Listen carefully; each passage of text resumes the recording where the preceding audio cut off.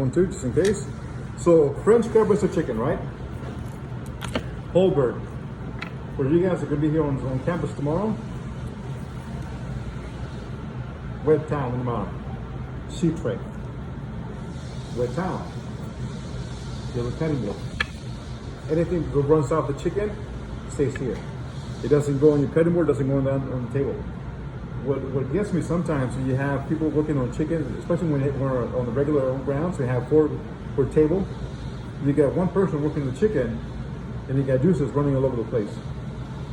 So always, okay. So French crab roasted chicken, guys. Okay. Well, you guys are at home, okay. See if I can turn this way. Okay. So we're going to remove the wing, okay? We're gonna clean the wing, okay? So we're gonna start, we're gonna set it up, okay? Extend the wing, okay? And I'm gonna cut right here as close to the armpit as I can, okay? About maybe an inch off all the way around it until I get to the bone, and I'm gonna scrape back again to the second joint, okay?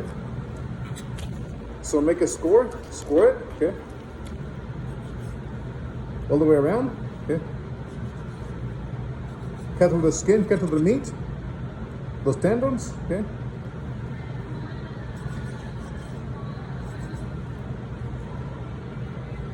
There we go, okay? Now I'm gonna scrape back, okay? I'm gonna hold the armpit and scrape back with the blade of my knife, okay? Try to clean that bone, okay? So I'm scraping towards the second joint. Once I get to the second joint, watch this, okay? Hold the chicken nice and stable. Grab the second joint, break it down, and pull it off. The wing is nice and clean and exposed, okay? That's what we're looking for, okay? Again, cut around it, around the base of the armpit, scrape back to the second joint, grab that joint, break it down and peel it off, okay? Next, I'm gonna separate the breast from the carcass. So right along the middle we got the keel bone. I'm gonna cut on the right side of the keel bone until they get to the rib cage, and then I'm gonna turn my knife to follow that seam, that arch in the rib cage, okay?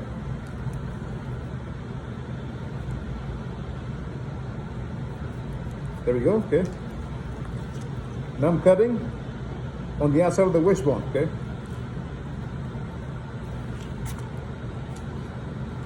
So I'm grabbing the meat with my finger, my thumb, okay? I'm grabbing the tenderloin with my thumb, okay? And then going on the seam, following the rib cage of the chicken, okay?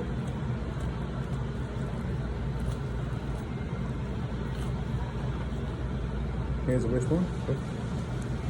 Cut around it, okay? Separating the breast from the rib cage, okay?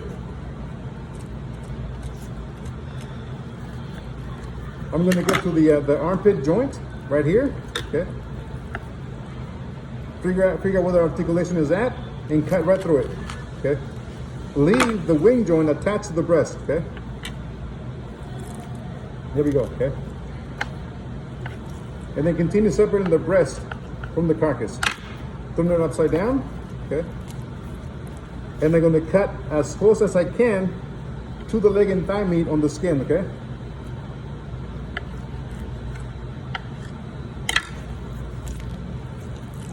Here we go. Nice amount of fat on the breast. The wing is exposed. Turn it upside down. Really? A lot of meat. Almost no meat on the carcass. And the tenderloin is still attached here, okay? This is the chicken tenderloin, okay? Still attached to the chicken. That's what we're looking for tomorrow, and that's what we're looking for in the practical, okay? Skin, meat, nice clean bone, okay? Wi-Fi died. Any questions? Okay. So I'm gonna go further and separate the leg and thigh meat, okay? So once you get to this point, you're gonna put your hand in the bottom, push up to expose the joint and cut right through, okay? Leg and thigh meat. Right next to the, on this yellow line, about maybe half an inch, kneecap, the other articulation, cut right through it, okay? One is for Thursday for the coco van, okay? This is for tomorrow. This is for Saturday, bourbon chicken. The other leg and thigh meat is for Friday, the southern fried chicken. So you got one chicken, 1, 2, 3, 4, 5, 6 pieces out of it. Now we turn it back on this back, right around the hip joint, okay? There's a piece of meat that we call the oyster meat right here, okay? A lot of chefs hang up on this one. I really don't care for it, okay? It is oyster meat because it resembles the meat of the oyster, okay? A lot of chefs like to use it, make money off it in the bar food. Right here is the hip joint muscle, okay? You can remove it, bread it, and deep fry it, okay? That is what we call the oyster meat, okay? Like chicken nuggets, but real chicken. That's the oyster meat, okay? So that's what we have for tomorrow, okay? Once again, I'm gonna go ahead and French cut the other piece, okay? Send it up, cut around it, about maybe 1 inch off the armpit, okay?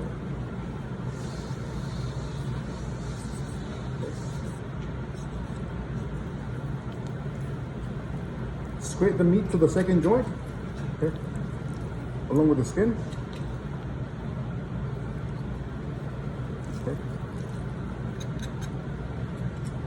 Grab the wing tip, break it down. Okay.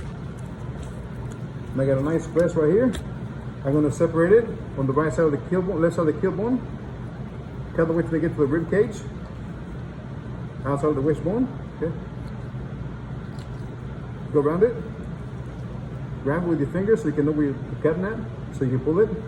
Okay. Small strokes with the knife. Okay.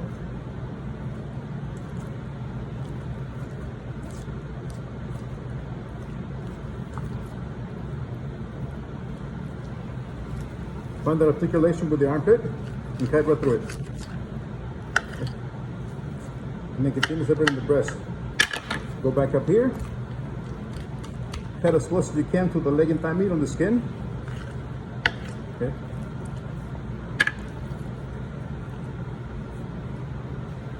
Nice piece of chicken breast, a lot of skin. The wing is exposed. The other one is still attached right here. Okay. 2 chicken breasts. Okay.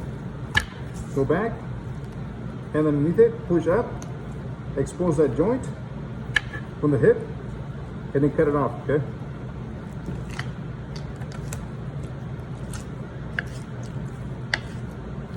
Stop.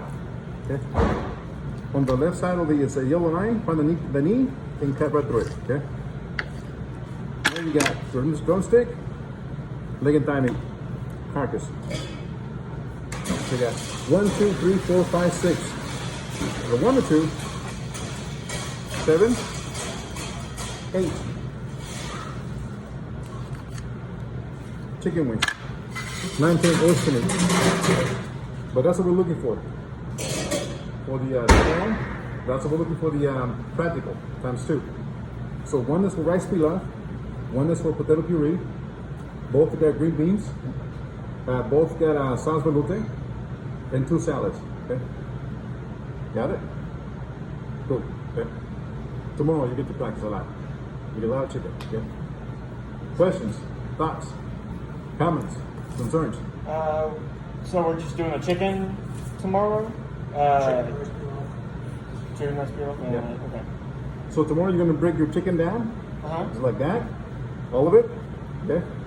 You're gonna cook only 1 breast. Sear the skin side down, pop it in the oven, 7-10 minutes until you reach the 165 middle part.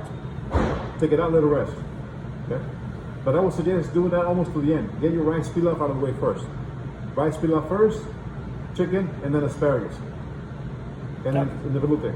So when the chicken comes out, when the rice comes out, the chicken should be coming out of the oven by that time. Then you start lightly saute the asparagus, rice, asparagus, chicken, and velouté. Everything comes out almost at the same time. So first is rice pilaf. Then fabricate, blanch your asparagus.